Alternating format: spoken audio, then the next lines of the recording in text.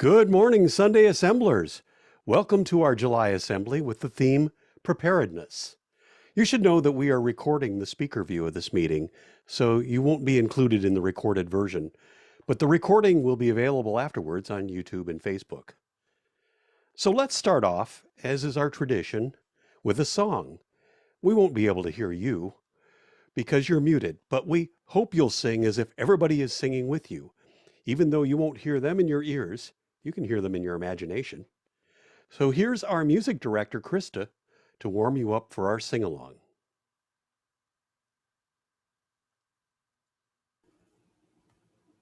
Hey guys. Okay, so if you are new to Sunday Assembly, we are big fans of group singing. So we hope that you'll sing along with us. And even though we can't hear you, if you have your video turned on, we can still see you. And we hope that by singing together, we'll all feel more connected. So we're going to start things off today with a July tradition for Sunday Assembly Silicon Valley, and that is the song Saturday in the Park. We're bringing back this music video from our assembly last year. I'll teach you the easy part of the song in case you don't already know it. There are a few versions of the lyric, but the notes go like this. Let me get my note. Saturday in the park, I think it was the 4th of July. Now, can you guys do it with me? Ready, go. Saturday in the park, I think it was the 4th of July. Awesome, I see you. Let's sing it.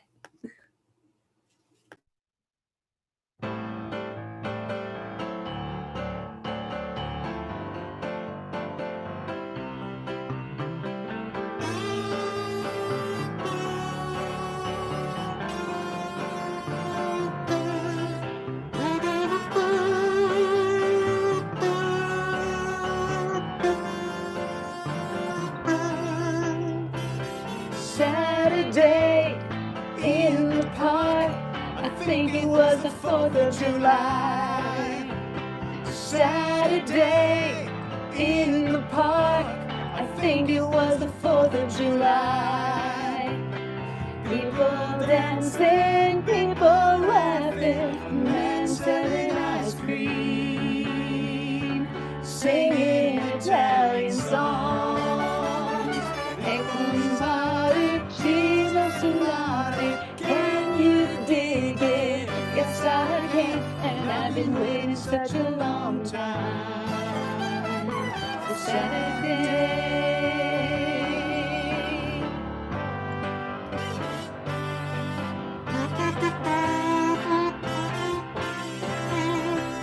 Another day in the park, I think it was the 4th of July.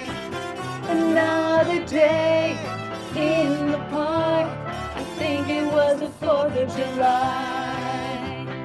People talking, really smiling, a man playing guitar and singing for us all. Will you help him change the world? Can you dig it? Yes, I can, and I've been waiting such a long time for today. Slow motion riders by the colors of the day. The bronze man still can tell stories his own way. Listen, children, all is not lost. All is not lost. Oh, no, no.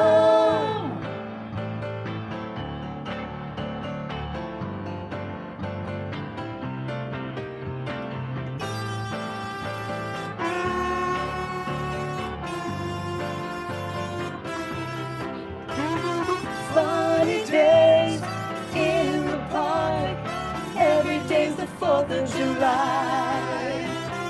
Funny days in the park, every day's the 4th of July.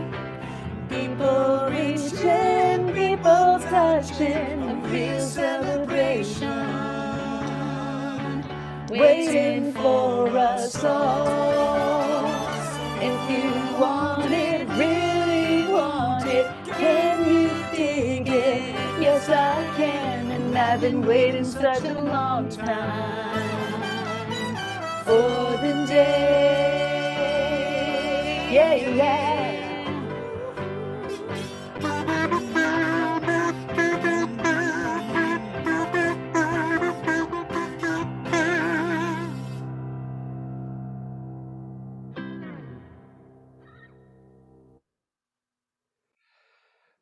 Thanks to Krista for making that video, and thanks to Ian Zempel and his dad for making the video we based ours on.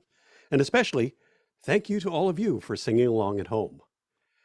So that brings back memories of when I attended a Chicago concert outdoors at the Iowa State Fair with all the original members, hot August afternoon. Okay, welcome to Sunday Assembly Silicon Valley. We are assembled together today to celebrate the one life we know we all have. I'm your host, Steve, and I serve as Sunday Assembly Silicon Valley's technical director, so usually I'm behind the scenes pushing buttons, but today I'm happy to be out front. Sunday Assembly began in London in 2013. Our chapters are now all over the world. I first attended in May 2014, shortly after the first assembly in Silicon Valley. We strive to build a community of people that inspire one another to live better, help often, and wonder more, which, by the way, is our motto: live better, help often, and wonder more. We think you can interpret that in a way that will guide you in every part of your life. We are a secular community encouraging everyone to follow their own inner journey and don't advocate for religious or spiritual beliefs. In addition to our monthly assemblies like this one, we also have small groups to help build connections. We aspire to create a community where we can belong, participate, and make friends. If this is your first time at Sunday Assembly, we're so glad you're here. Please accept this virtual high five. And if this is your second time at our Sunday Assembly, please accept 2 high fives. We're all encouraged to see you back with us again. We're all about socializing, so we suggest you use the sign language jazz hands to cheer, and use the Zoom reactions button for applause. So today, for our Creative Space segment, my friend and local poet Zab Lilly was inspired to describe in verse a moment of interspecies détente in her own front yard. Welcome, Zab. Can you set the scene for us? Hi there. Maybe about a month ago, as I walked through the yard, 2 crickets fell silent each time I passed. I would tell them, "Do not fear me, I will not eat you. Sing your love song, find a mate, I'm no danger." But they did not believe me. Finally, I tried to find them, to see them. But as I approached one, the other would sing. And when I went to look for the other, it fell silent and the first one sang. After a few minutes of searching, I determined I would never find them and went back to what I was doing. But to my surprise, they stopped falling silent when I passed. They had determined I did not have what it took to find them. They no longer considered me a danger. So I wrote a poem about their victory from their point of view. Come, Lady Crickets, come. We are strong and healthy. We will give you healthy babies. Hush, hush, a predator approaches. Be still, be still. The predator is past, she is gone. Come to us, ladies. Come celebrate the warm summer evening. Hush, hush, the predator returns. Be quiet, make no move. Free again, the shadow of death has passed over. Again we are free to sing. Oh no, what now? The predator comes close, ever closer. When she goes to where you hide, I will sing. When she comes to where I hide, you sing. Thus we will confound her. It worked! She sought you. I sang, and she turned to look for me. She sought me. You sang, and she turned to look for you. She left hungry, and we live on. Come, Lady Crickets, come. We are healthy and we are wily. We know how to cooperate. We know how to trick a predator. We know when a predator is too stupid to be feared.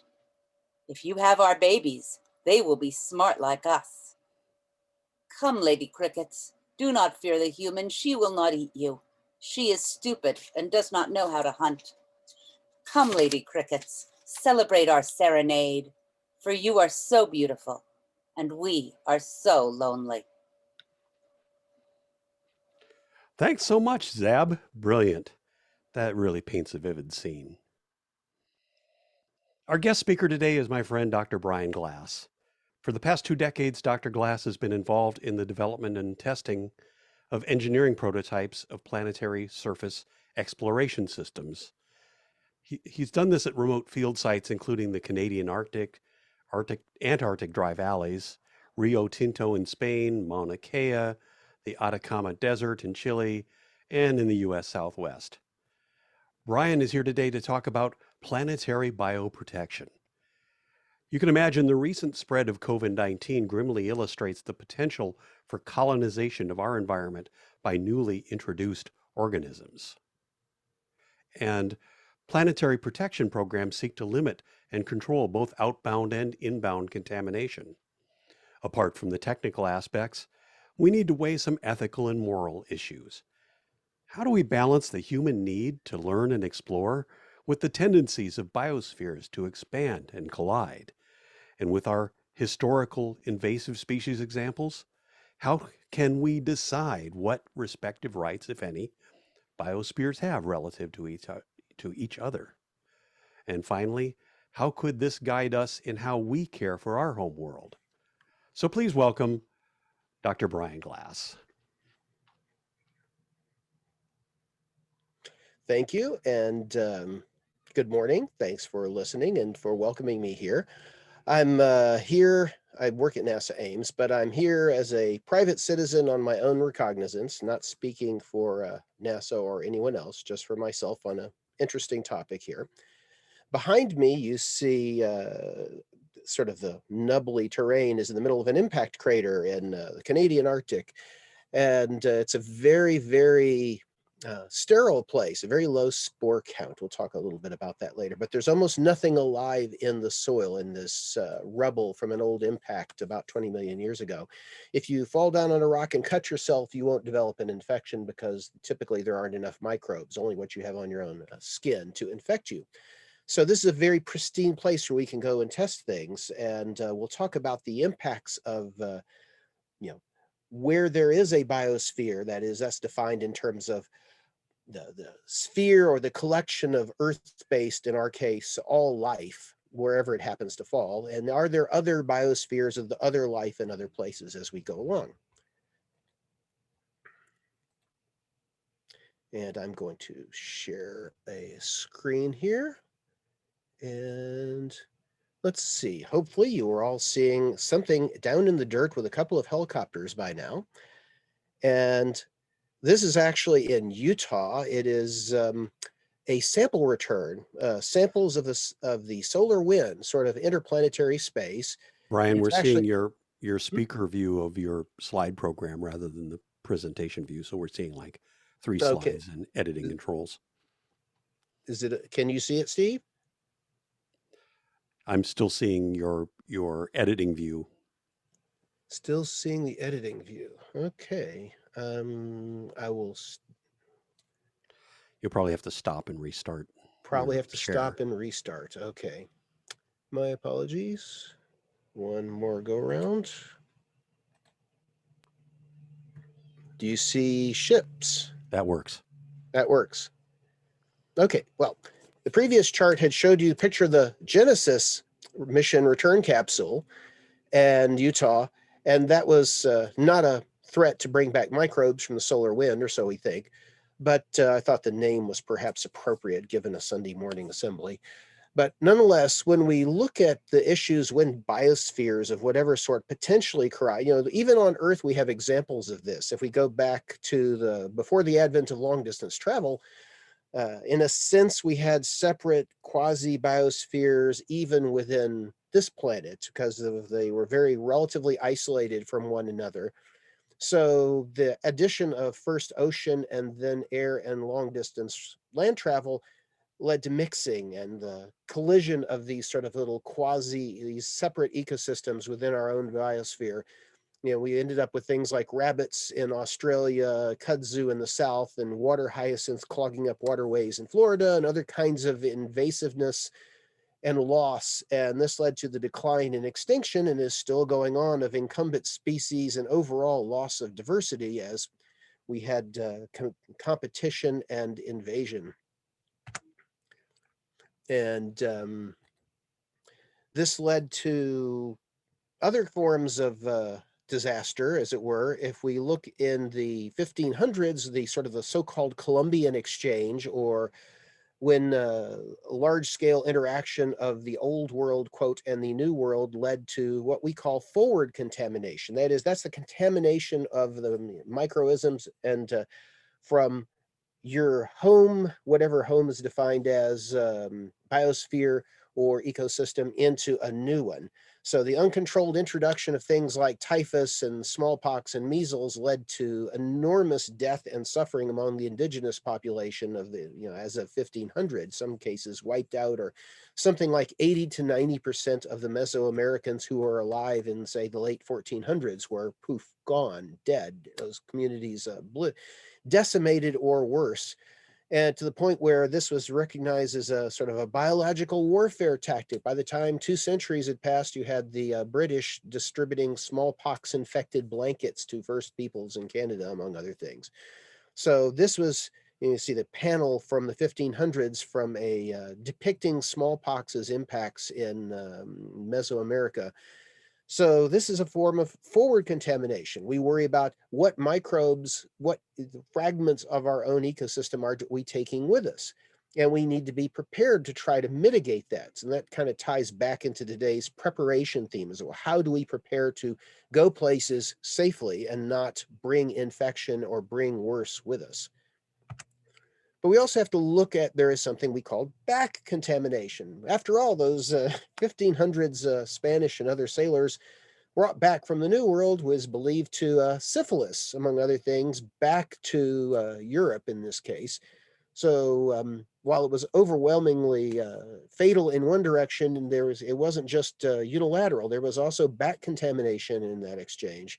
And we have plans, just as you saw on the cover slide, bringing back sample materials from outside Earth's biosphere, including samples from Mars, which might host life. We don't know yet. We're still trying to figure that out, as well as from things like comets and maybe Enceladus or Europa in the future, which again are astrobiologically interesting.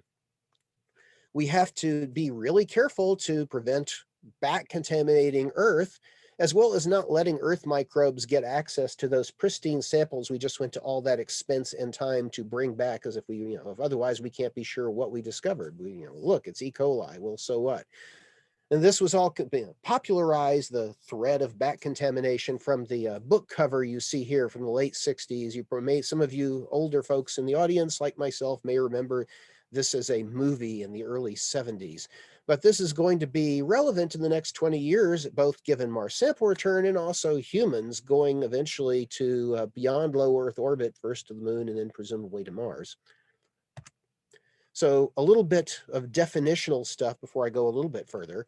Well, what are we trying to be in preparation for? What are we preparing? What is planetary protection? That sounds like vaguely militaristic in a sense, or security. And there is some level of security. You have not to cast aspersions on Marvin the Martian with their protective ray gun guarding against Earth invaders, but still there is an element of that in the sense of minimizing harmful biological cross-contamination. We protect Earth from biohazards coming from elsewhere. I mean, suppose there is in fact, something alive on Mars that's really evolved to live under very, very dry and cold conditions, and suddenly we brought it back here. Earth might look like a buffet table full of all this moisture and heat and nutrients to that microorganism, and boom, we have something that makes COVID or other things look like a harmless sneeze by comparison. So we need to also protect other places outside Earth that could be habitable and might conceivably sustain life from being inadvertently colonized with Earth life invading. It's replaying the whole colonialism cycle all over again, if we can't learn from our past mistakes. Now, people get confused with, well, what about asteroids? Well, okay, that's usually called planetary defense. Planetary protection is about microbes. Planetary defense is not getting hit with big rocks. So it's tends to be very Earth centric, mitigating near Earth objects. Could we deflect them? There's a picture of an actual small bolide coming in over, I think, Greenland, back in about 2008. There are a couple of places, there are planetary defense conferences. There are a couple of amateur and small scale systems that are scanning the skies looking for potential impactors that might cause massive events and influence life on this planet. But I'm not going to talk about that more. That's relevant to preparation as far as today's theme goes, but it's not the planetary protection, the biological side that I'm mostly interested in poking at today.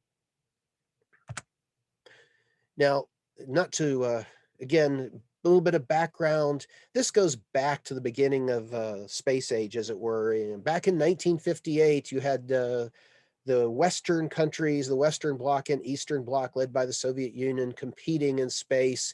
And there wasn't any real coordination of like what standards, what mitigation, how are we going to share data? So the Committee on Space Research was founded as a dual worldwide structure. It still continues. This was kind of bolstered in 1967 in a UN treaty that the US signed to avoid harmful contamination. And its planetary protection policy has been a worldwide guide for mutually agreed on by spacefaring nations. It's on its like fourth or fifth iteration as of 2017. It has these categories that it defines for different places. One is some place where it's like the surface of the sun or deep space. It's not any place that we expect anything remotely Earth-like to survive life-wise. Whereas category 5 is we're bringing it back into our biosphere. And something like a 4 is we're sending Earth stuff to a place where there might be life. We don't know yet. So we have to be careful not to forward contaminate it. This all got worked through in part coming out of the ecology movement, looking at Earth as an ecosystem in the late 60s, early 70s. And one of the pioneers actually is here in Silicon Valley, works over at SETI, Margaret Race, picture there. So there were examples of this in the 1970s. There you see the Apollo 11 astronauts in their 21-day isolation because of the chance of bat contamination risks. And then you see over on the right, picture of the Viking Mars lander. Many of you, again, might remember this picture from 1976, which was completely cleaned and baked at about 110 degrees C for hours and hours and then put in a giant baggie or a shell, actually, to reduce any forward contamination risk that we would bring to Mars. And also because there were life detection instruments, we didn't want to just rediscover our own microbes. And this is from a NASA policy. It's a public domain document, but it talks about what in the US we are expected to do. And if we are going to access a special region, that means a place where life might be able to survive if you introduced it or if it was already there, if either horizontally or by vertically poking into it, then you need to restrict the bioburden, meaning how much gets through the cracks of cleaning it, to a very minimal level, or anything that's going to contact the special region has to be sterilized to that level, even if the whole spacecraft isn't, and you have to make sure you don't get it dirty again. This is relevant to me in part because I've worked on something like this. This is the Icebreaker life detection proposal. For those of you who know something about the Phoenix 2007 lander mission, went to the polar regions and saw ice near the surface. It couldn't break through the ice, so you're going to take a drill, and so you can break through the ice, but going to look for molecular signs of life in and below those ice layers and see if it's going to be habitable and is anything actually alive there, given the cover that you see.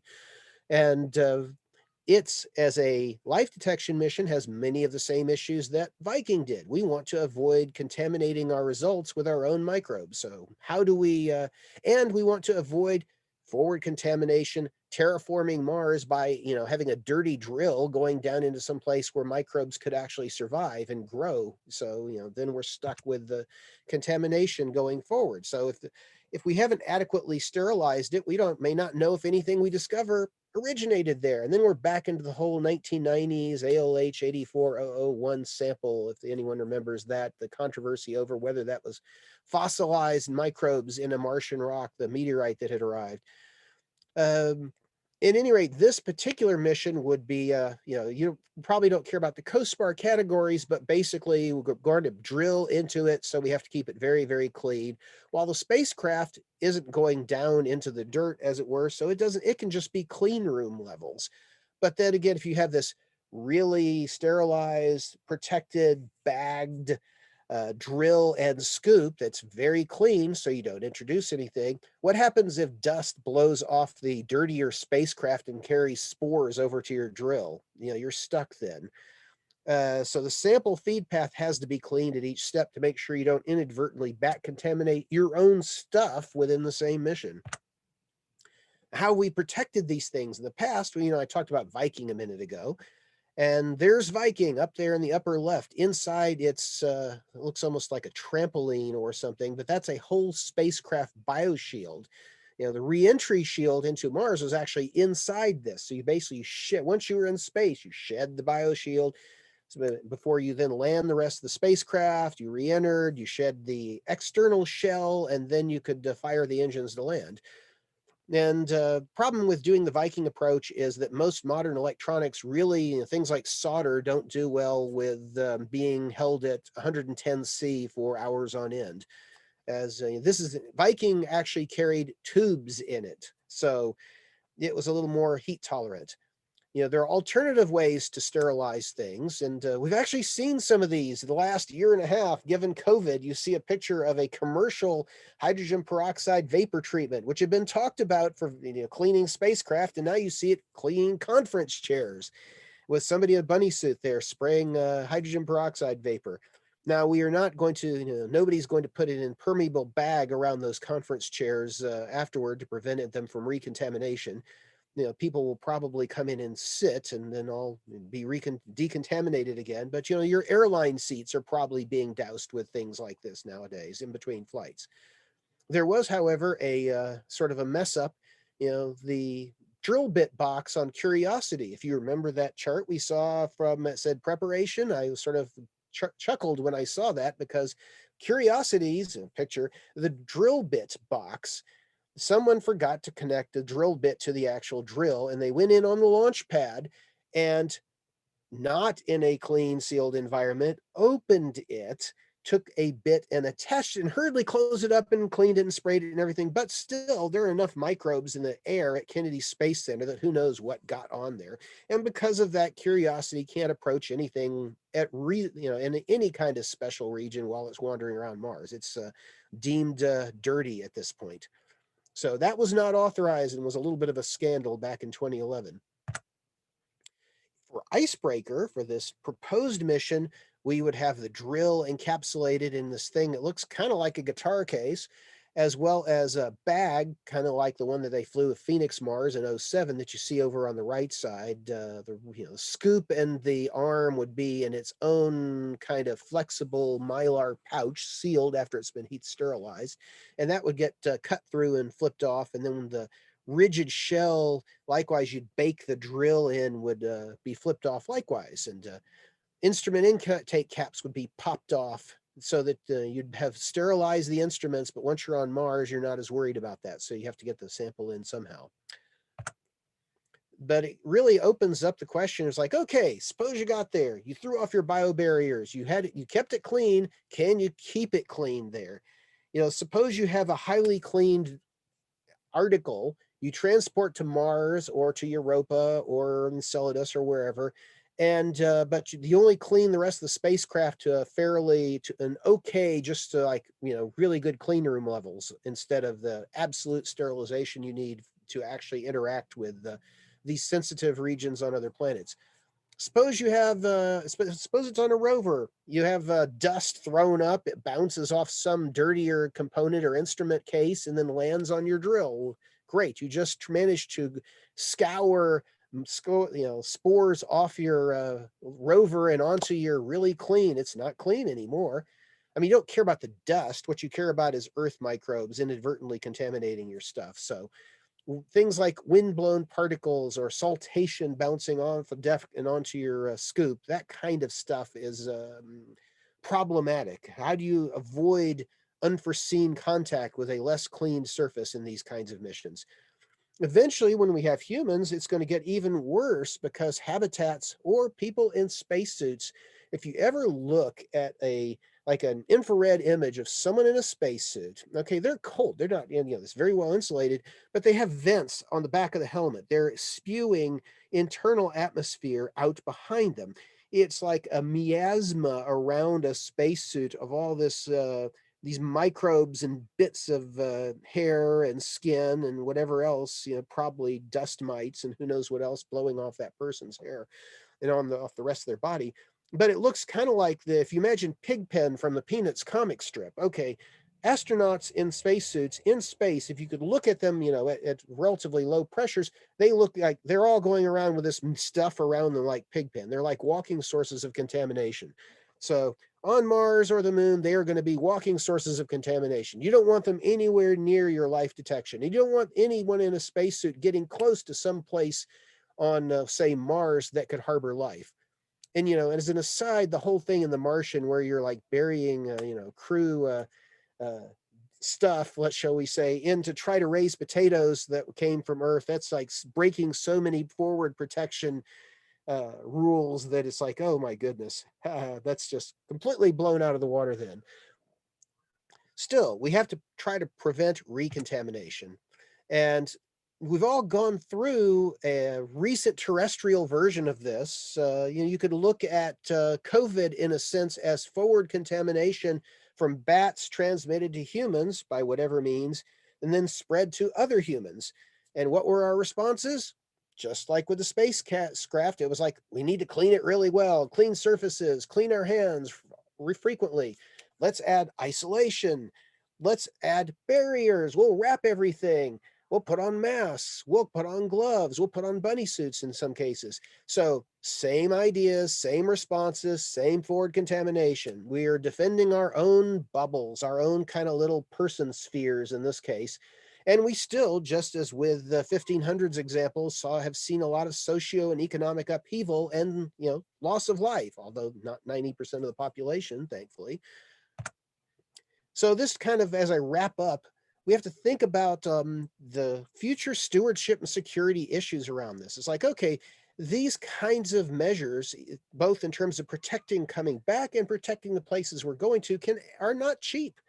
Sterilizing and maintaining cleanliness for these purposes, it adds 10-15% to mission cost, which in a couple $1 billion mission is significant. That's $250 million sometimes.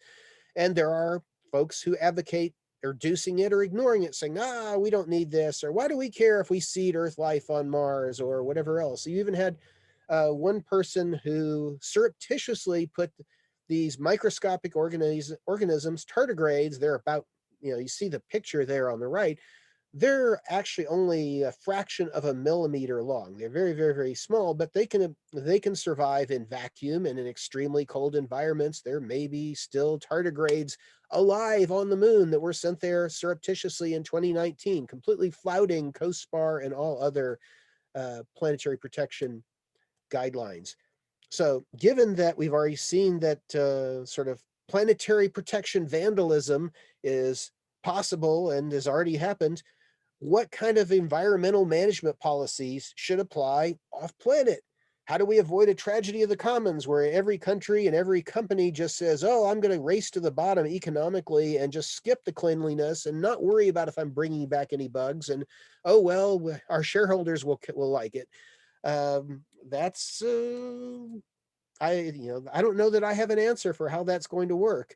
And how does this work together now that we're looking not just at government space agencies, but at private space enterprises? Like you see the picture of the Spaceship Two flight this morning that was successful. That only went to the 50-mile point just to the edge of space and back down, so it's not really a planetary protection issue. But suppose, what happens if we have private Mars missions Who's going to make sure they are clean enough when they go, or that they don't bring back something to Earth and infect us all with something worse than COVID? Well, is this going to be licensing, FAA kinds of qualification? I don't know. How do you deal with this on an international level? So, and then at an even bigger level, if other life does exist out there, if there are other biospheres, Mars, or here's a picture of Europa that has a water ice crust, there could be life down underneath that. It's warm enough and you've got liquid water.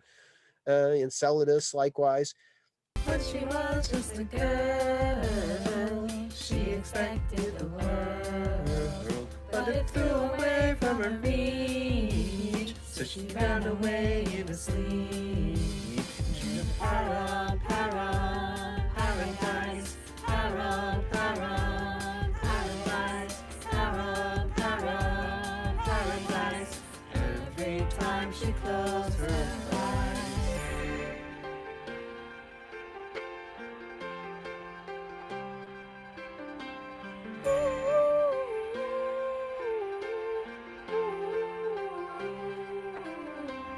When she was just a girl, she expected the world, but it flew away from her reach, and the bullets catching her teeth.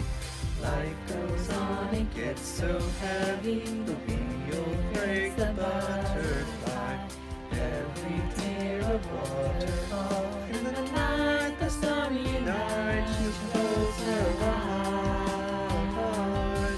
In the night, the stormy night, away she flies. Dream of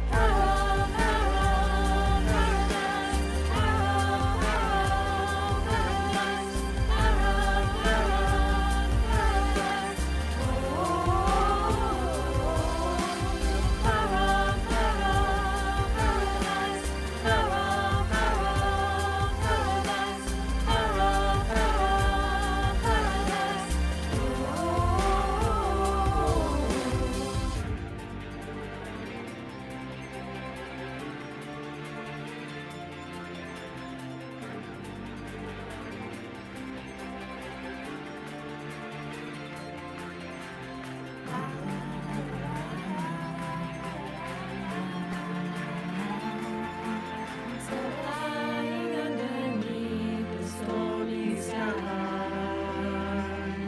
She said, oh, the sun must set to rise. This could be paradise, paradise, paradise, paradise.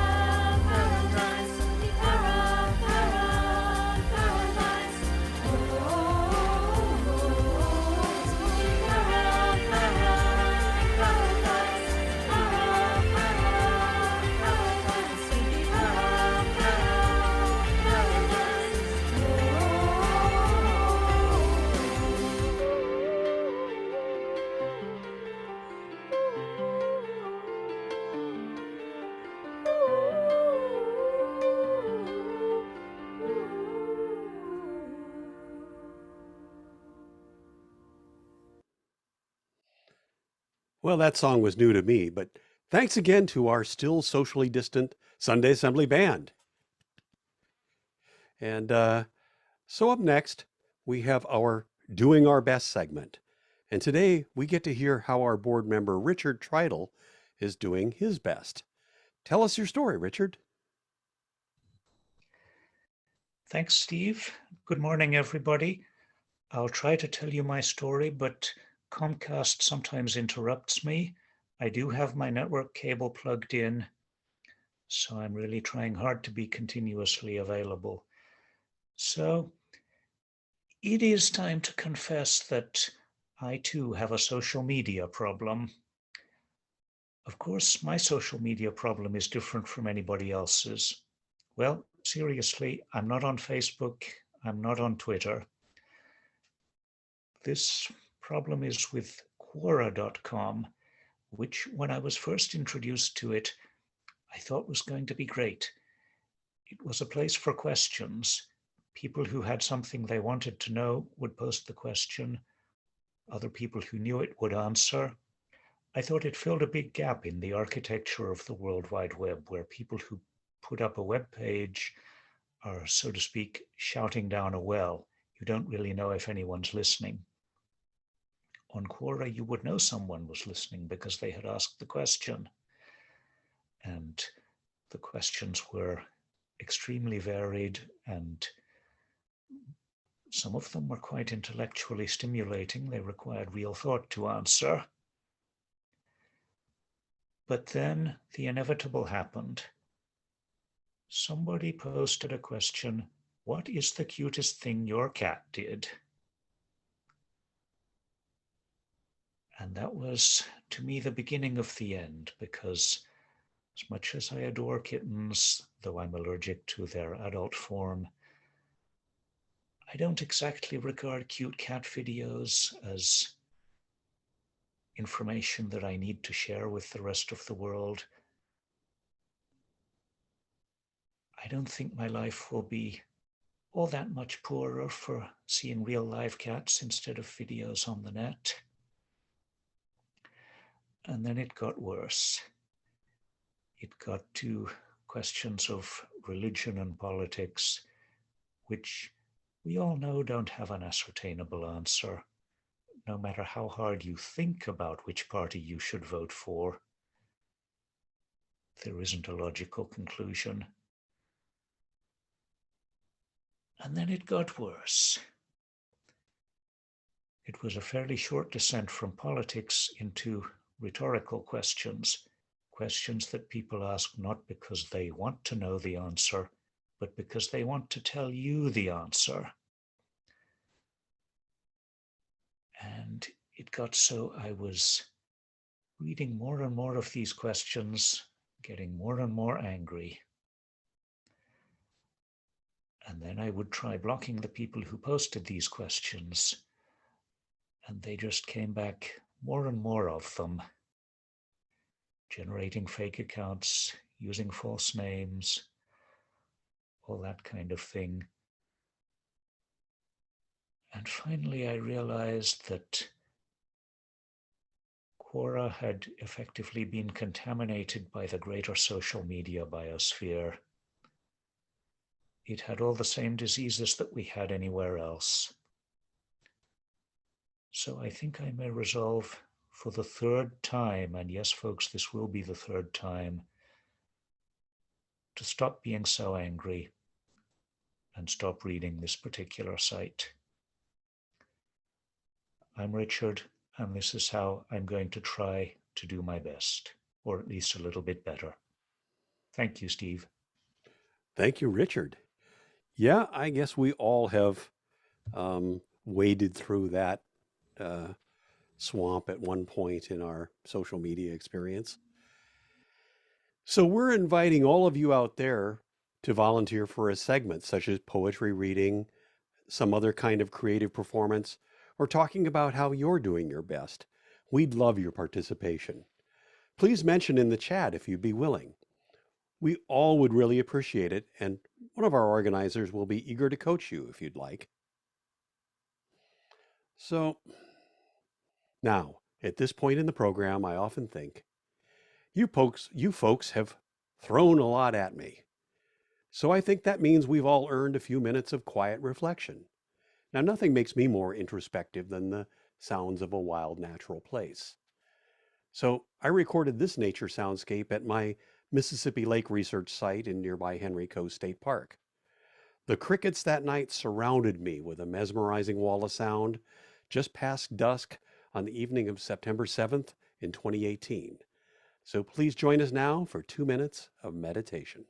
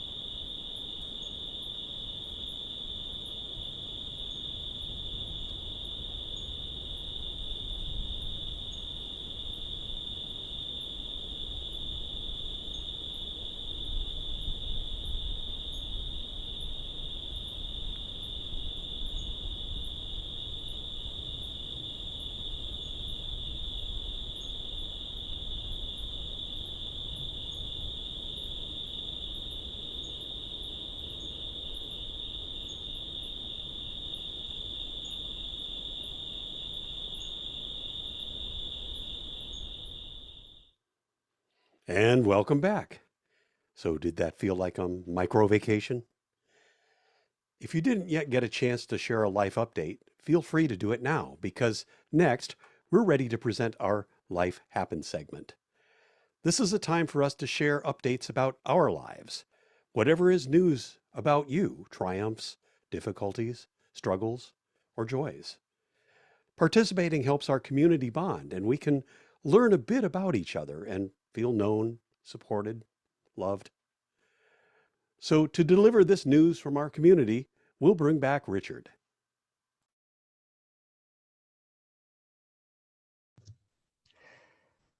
Hello again. Now, I'm starting with what might be called a struggle and a joy. This is from Marshall Yancey.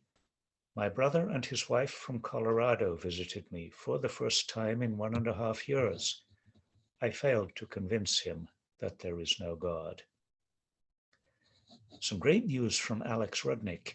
I'm going to start teaching at UC Santa Cruz in the next quarter, and I'm very excited. Yay, go for it, Alex.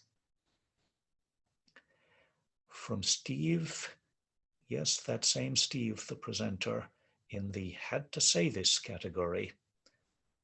As a volunteer ranger in a wilderness state park, I've seen more people going deeper into the backcountry who are not well prepared for their own well-being or are careless about helping to keep the park pristine for the next visitors.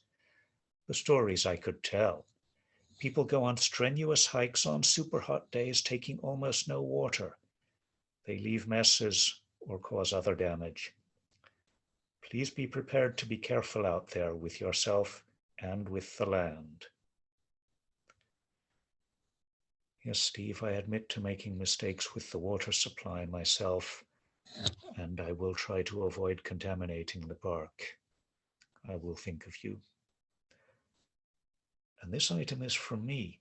Both of my sons are home. It's the first time in 11 months, now that they can travel again. There's still time to read a few more items. Aha, here we are.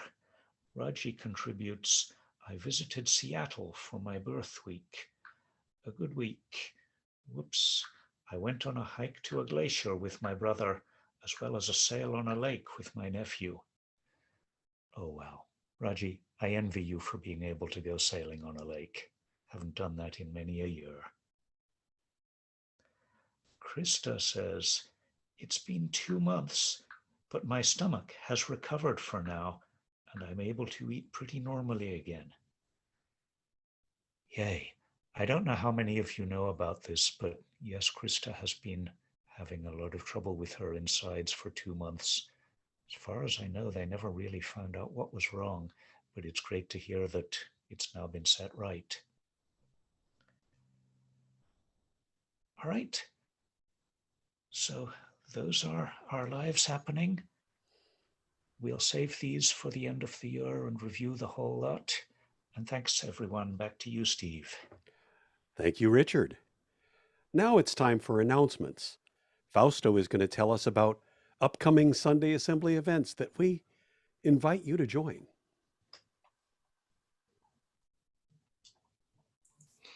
Hi, everyone.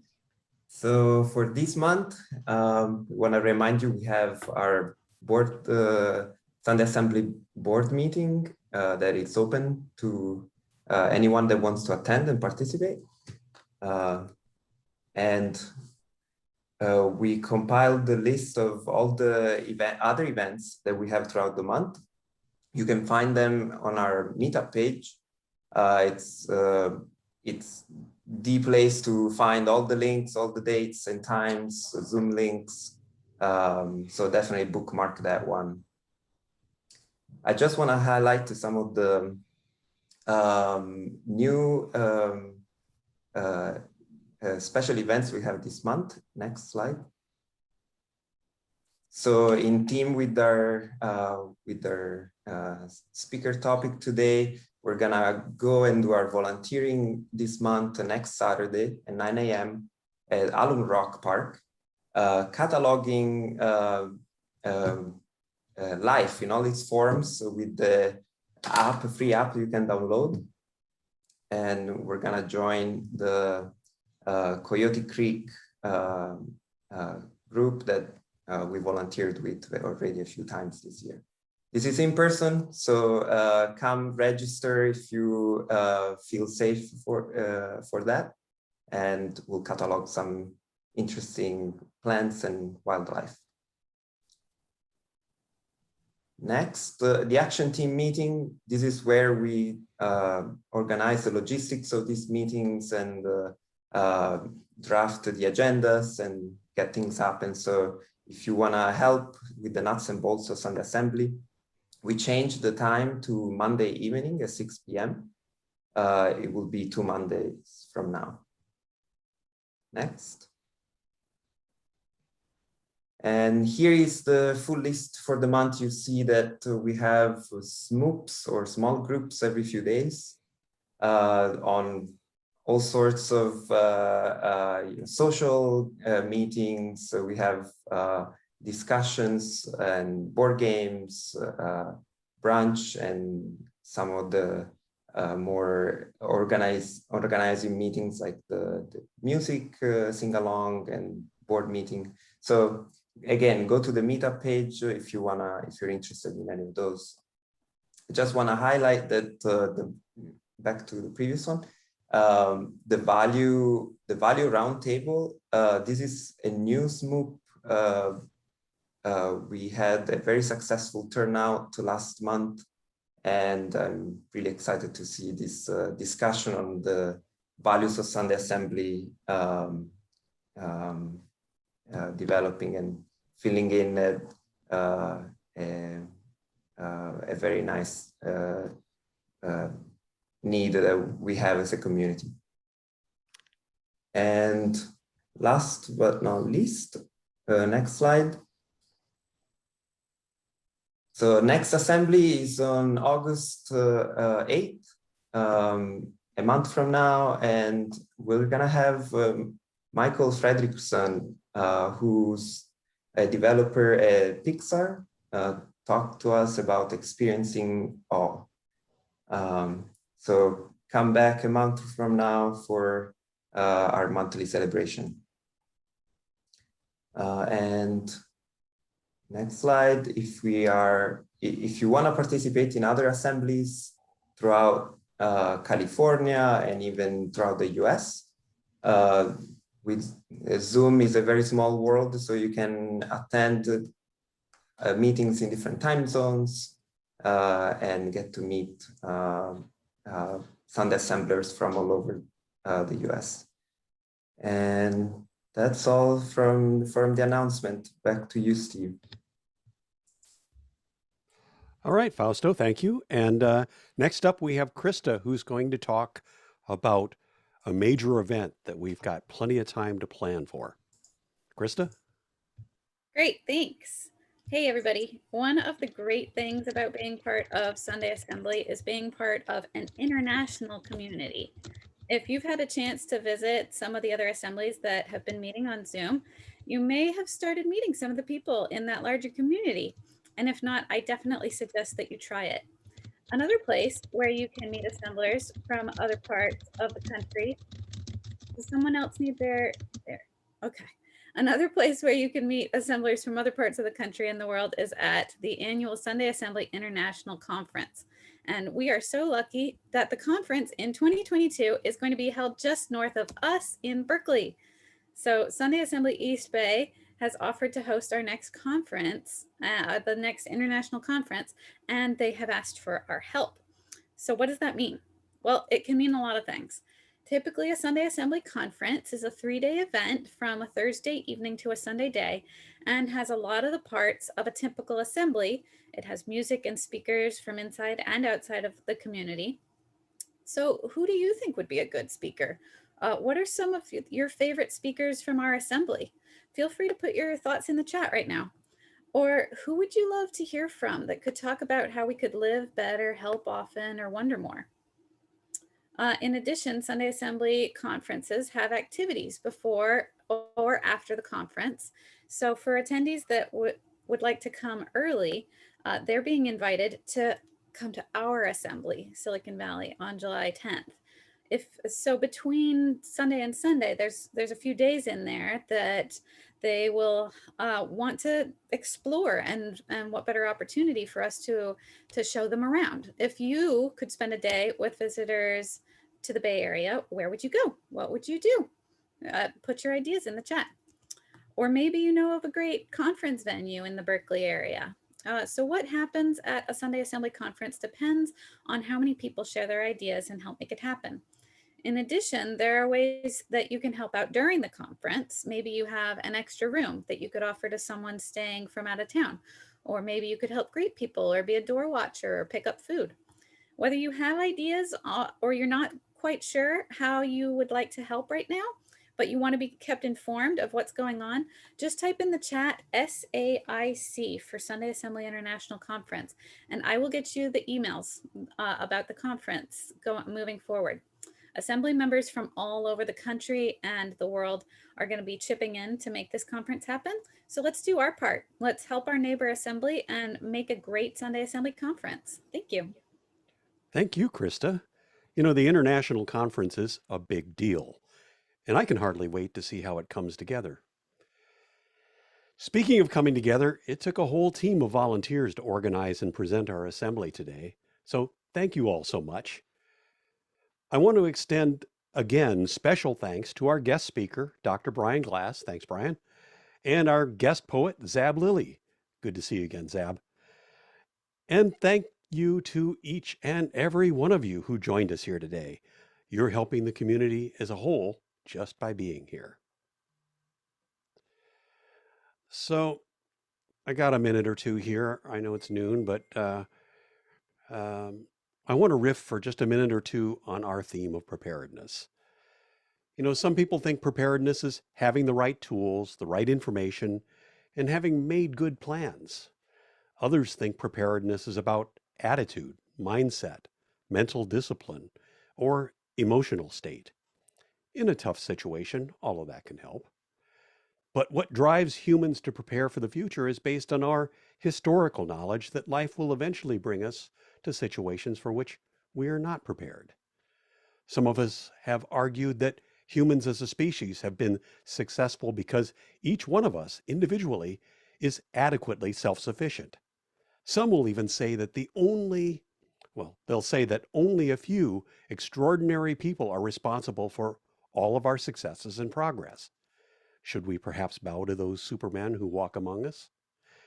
But the opposing view is that we are successful because we adapted to build cooperative social structures, and we learned that the strength of the community and the power of civilization was more important to our successes than the strength of any individual. It's the cooperation of everyone and the diversity of their contributions that gives our species strength and adaptability. What makes Sunday Assembly valuable to me is that it makes me part of a diverse, intentional community. We choose to assemble as friends partially because we are preparing to support each other when the unexpected happens. Even if some obstacle in my life is new and unexpected, the chances are that someone else in the community has been through it, and the benefit of their experience can provide me comfort, encouragement, or even a way forward. So I think that when we share experiences and camaraderie among our assemblers and pursue our goals to live better, help often, and wonder more, we are cultivating one of the most important types of preparedness. Our last song is Rocket Man by Elton John. This one was edited by Krista. In keeping with our theme, it's a seriously otherworldly song with a down-to-earth message. Hey, Krista, how can our community join in on this one? Sure thing. So this one's a little bit trickier than our other two songs, but don't worry. I'm going to teach you the chorus, which is the easy part. I'll sing the whole chorus and then you sing it with me, okay? And I think it's gonna be a long, long time till touchdown brings me round again to find I'm not the man they think I am at home. Oh, no, no, no. I'm a rocket man, burning out his fuse up here know that was a lot, but I'll sing it with you, okay? Let's do it together. Ready? And I think it's gonna be a long, long time till touchdown brings me round again to find I'm not the man they think I am at home. Oh, no, no, no. I'm a rocket man, burning out his fuse up here alone. Awesome. Let's do it.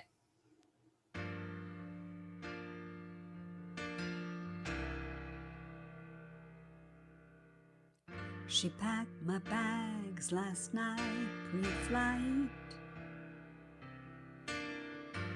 0 out, 9 a.m. And I'm gonna be high as a kite by then.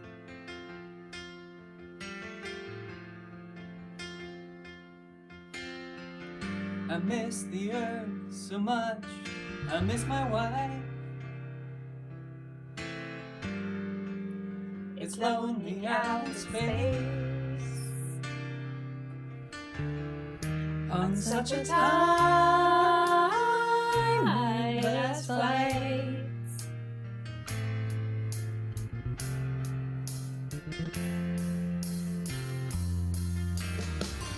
And I think it's gonna be a long, long time till touchdown brings me round again to find I'm not the man they think I am at home. Oh no, no, no.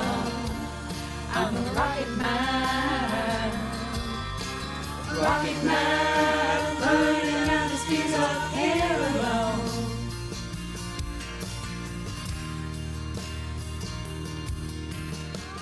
And I think it's gonna be a long, long time till touchdown brings me round again to find I'm not the man they think I am at home. Oh no, no, no. I'm a rocket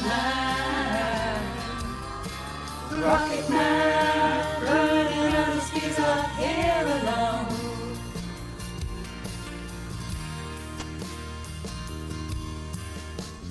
Mars ain't the kind of place to raise your kids. In fact, it's cold as well. And there's no one there to raise them if you did.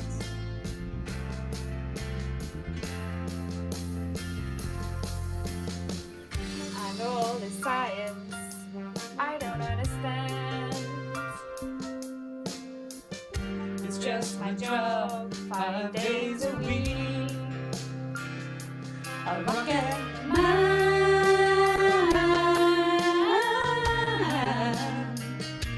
a rocket man.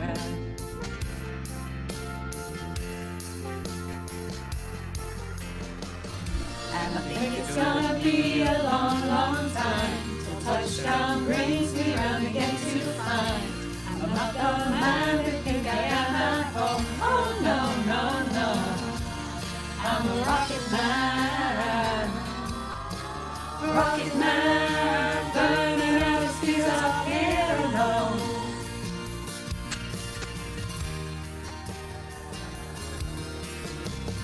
And I think it's gonna be a long, long time till touchdown brings me round again to find I'm not the man they think I am at home. Oh no, no, no. I'm a rocket man, burning out his fuse up here alone. And I think it's gonna be a long, long time. And I think it's gonna be a long, long time. And I think it's gonna be a long, long time. And I think it's gonna be a long, long time.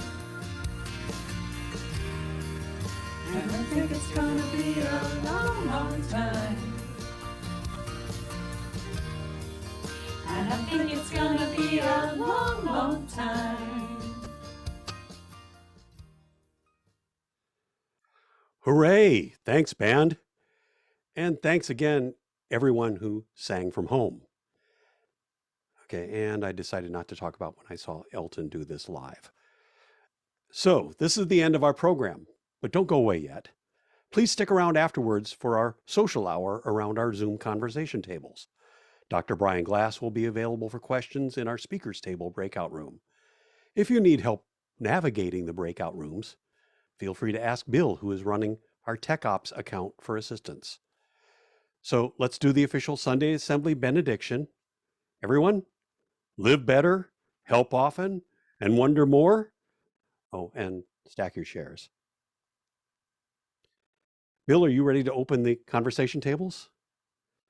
Until you see your invitation pop up, feel free to unmute yourself and say hi here. It should be open. All right.